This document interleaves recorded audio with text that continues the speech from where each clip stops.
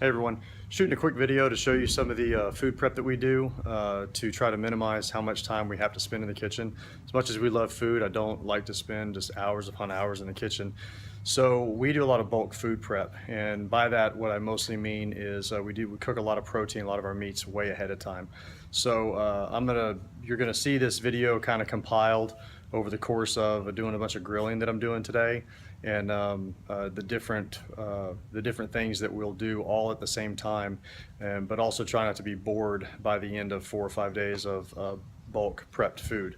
So give me 1 second, video will come back on and I'll show you the first thing that I'm throwing on the grill. Alright, so the very first thing that I'm throwing on here, this is a little bit of venison backstrap that from a recent hunt. It's either one of my deer or that I got, or my wife's deer. I'm not sure which one. But it's a bunch of small pieces of tenderized backstrap, and all I did to prepare it, it's been sitting in, not really a marinade, but just kind of, it's been sitting prepped for about 30 minutes. And all I really did was hit it with a very, very light coating of barbecue sauce. And this is just what I happen to have in the pantry. I really enjoy this brand, but there's plenty of other brands out there. I'm not, endorsing it per se. And then just a little bit of this Salt Lake dry rub.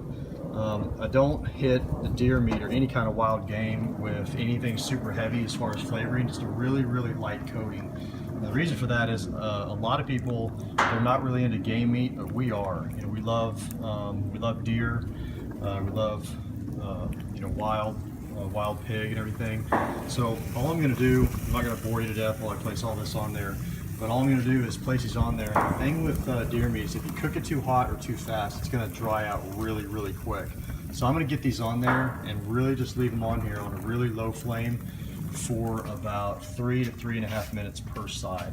Also because they're tenderized and they're pretty thin. So I'll show you the end result here in just a little bit.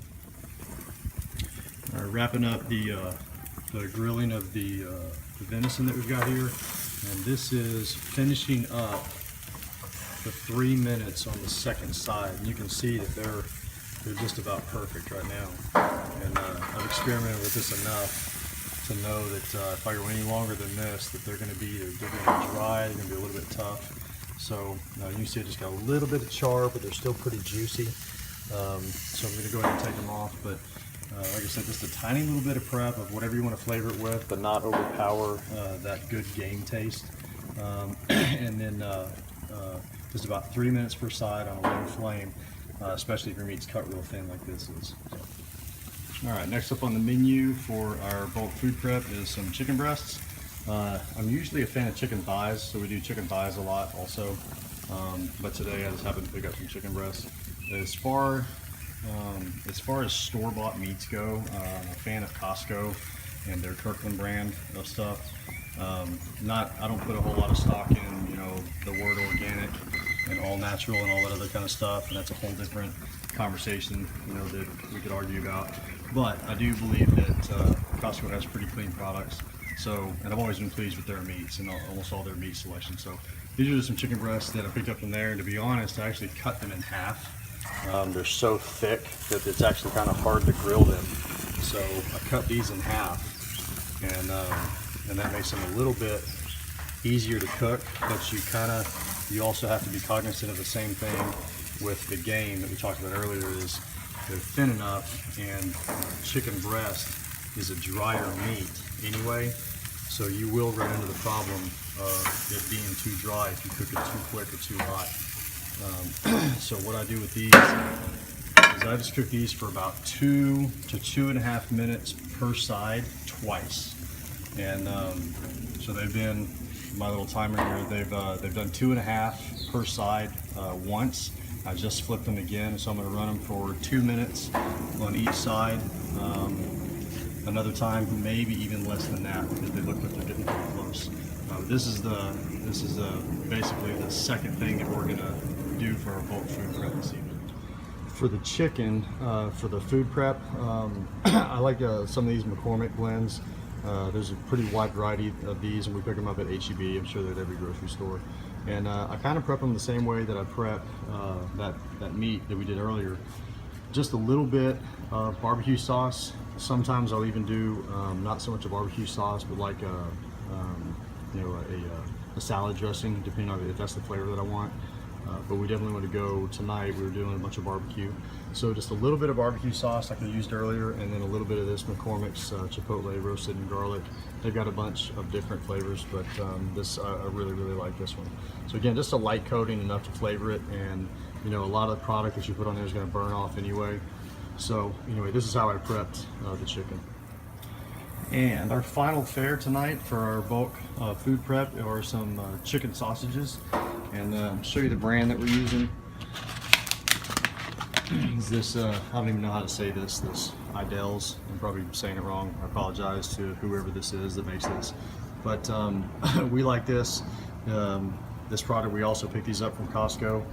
This is actually a 3-pack. Usually you can get these flavors in kind of a triple package, whatever, by themselves, but I picked this up because you could get these 3 different flavors: the mango, Italian style, and habanero smoked chicken sausages.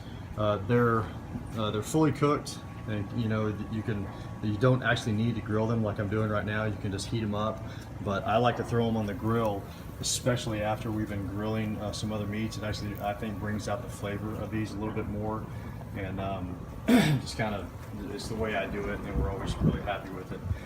The nutritional content of these is also pretty cool. You know, that they're not super high in fat. They're actually about a 1-to-1 ratio of fat and protein, which works well for us because we're on the ketogenic diet. And but anyway, here in a little bit we'll show you how the end of the evening is going to look as far as everything that we have prepared, including the vegetable that we're going to have for dinner, and just kind of close with some final thoughts. All right, so wrapped up all the grilling. Didn't take too long, and it's worth the time to prepare everything that's going to last for quite a few days. So we've got our venison backstrap, we've got some chicken breasts, and then we've got some sausages. And then over here on the stove, while I was out there grilling, my daughter was prepping. We're doing some sauteed Brussels sprouts with a little bit of bacon and onion in there. Probably throwing a little bit of seasoning right as it finishes up. And so that's going to be the vegetable to go with dinner tonight. And with everything already prepped, we've got quite a few days worth of meat prepared. And the cool thing is, it's not just like 7 days worth of chicken, and by the 4th or 5th day you're sick of it. We got a nice wide variety here, and this is just one of the things that we do, and I hope the tip helps out.